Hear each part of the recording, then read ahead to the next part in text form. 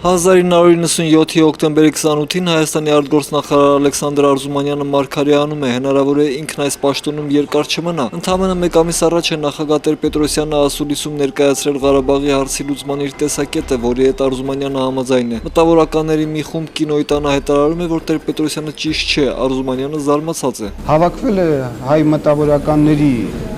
հայ մտավորականներից մի քանի հոգի եւ դա ներկայացնում է որպես հայաստանյան մտավորականության կարծիք, որ ես համաձայն չեմ, ընդամենը եղել է քննադատություն։ Մտավորական Հայաստանը նույն օրը հանրահավաք է հրավիրում ի պաշտպանություն Լեռնային Ղարաբաղի կազմկոմիտեի, որը ձևավորվել է Կինոյի տանը։ Ընդդիմադիրներն ասում են, որ նախագահն ուզում է Արցախը բռնակցել Ադրբեջանին։ Արամ Սարգսյանն ասում է, թե բացառված չէ, որ իրենք սխալ են հասկացել նախագահին, բայց Ադրբեջանն ինչու է ծափահարում նրան։ Օտար երկրների առաջադրանքը, խնդիրը Ղարաբաղը թողնելու Ադրբեջանի կազմի մեջ։ Եվ եթե մեր նախագահը միանում է այդ առաջարկին, ապա մենք մերժում ենք նախագահին նույնպես։ 2000-ի հոկտեմբերի 28-ին վարչապետ Անդրանիկ Մարգարյանն ասում է, որ բյուջետային պարտքերը նոր չեն ձևավորվել, դրանք նախկին կառավարությունների ժառանգությունն են, ինքն էլ փակում է դրանք։ Շատ դժվար է ճշտել մեղավորներին 96, 97, 98, 99 թվականներին, որ կառավարության ժամանակ է դա կուտակվել։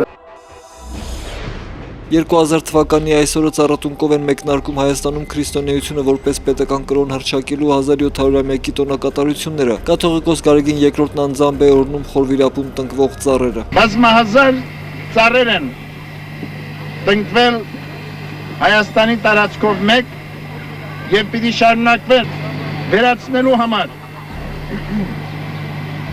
մեր կյանքից այն երևույթը, որտեղ գտավ 1992-93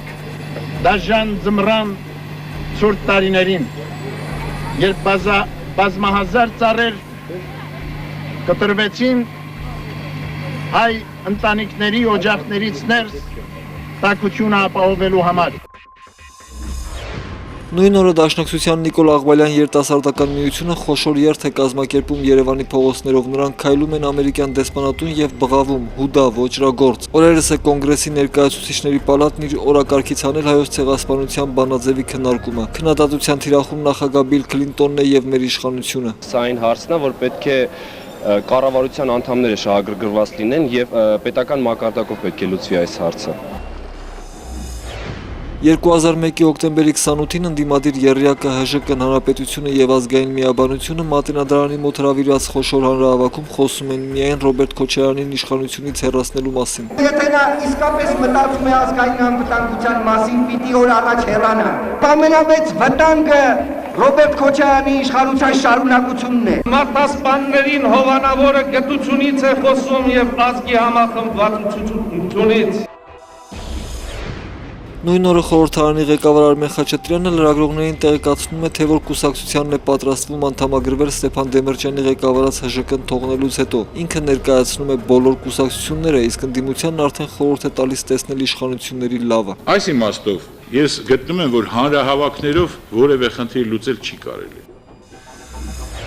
Նույն օրերին լարված իրավիճակ է Մեծամորի ատոմակայանում, աշխատակիցները կրկին պահանջում են իրենց աշխատավարձերը, վերջին անգամ նրանց վճարվել է մայիս ամսվա աշխատավարձը, նրանք հրաժարվում են շարունակել աշխատանքը։ Կայանի աշխատանքները չեն դադարեցվել, սակայն վերաթողարկման, այսինքն հոսանք արտադրելու համար, ըստ ատոմակայանի տնօրենի, անհրաժեշտ է վճարել աշխատավարձերը։